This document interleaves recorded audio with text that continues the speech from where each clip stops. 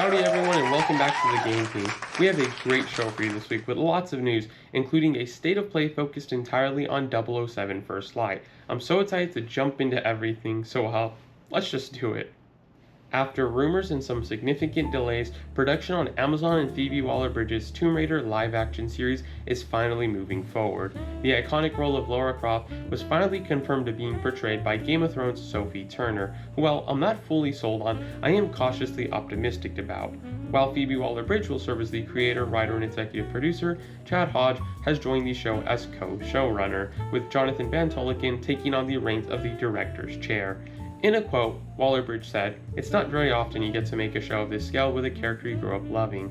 Everyone on board is wildly passionate about Lara and are all as outrageous, brave, and as hilarious as she is." Turner also shared her excitement for the role. "I am thrilled beyond measure to be playing Lara Croft. She's such an iconic character who means so much to so many, and I am giving it everything I've got." Amazon has been on a roll with these game adaptations, so I am looking forward to see how this one turns out. Of course, that isn't Lara Croft's only TV adventure, as Netflix Tomb Raider: The Legend of Lara Croft animated series had its final season reveal date announced as December 11th.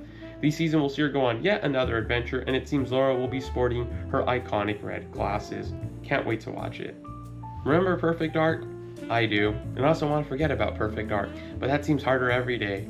Jason Schreier came out this week with a report that Crystal Dynamics, who is leading development on the initiative's now cancelled project, had a deal to move the game over to Take-Two. The deal centered around Take-Two purchasing the title from Xbox to fund and publish it. Sadly, the talks collapsed as long-term ownership of the franchise could not be settled on, leading to layoffs at Crystal Dynamics last week. Always in our hearts, Perfect Dark, always in our hearts. Speaking of Microsoft properties, Paramount and Activision struck a deal this week to bring the Call of Duty franchise to the silver screen. Paramount CEO David Ellison says the goal is to approach the film with the same discipline that Top Gun Maverick was made with.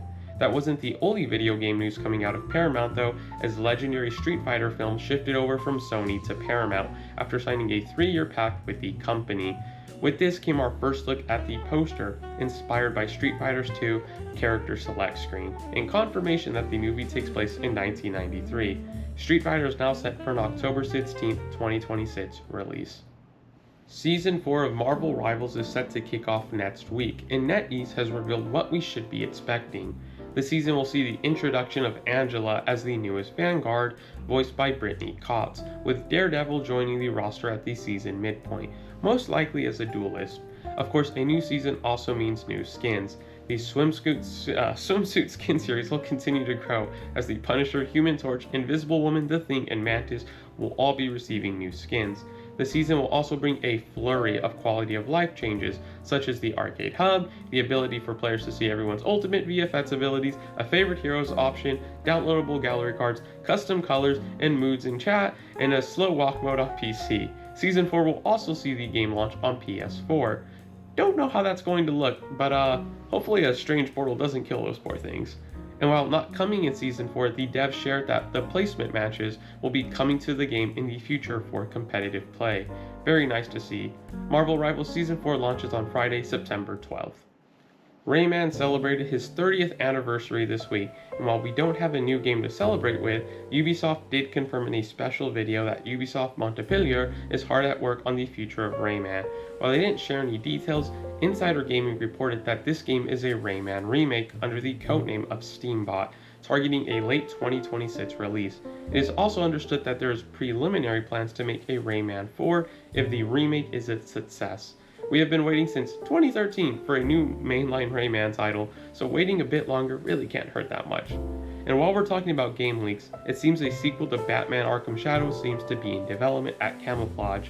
Mark Rolston, Gordon's voice actor, seemingly confirmed the game's development at Fan Expo Chicago.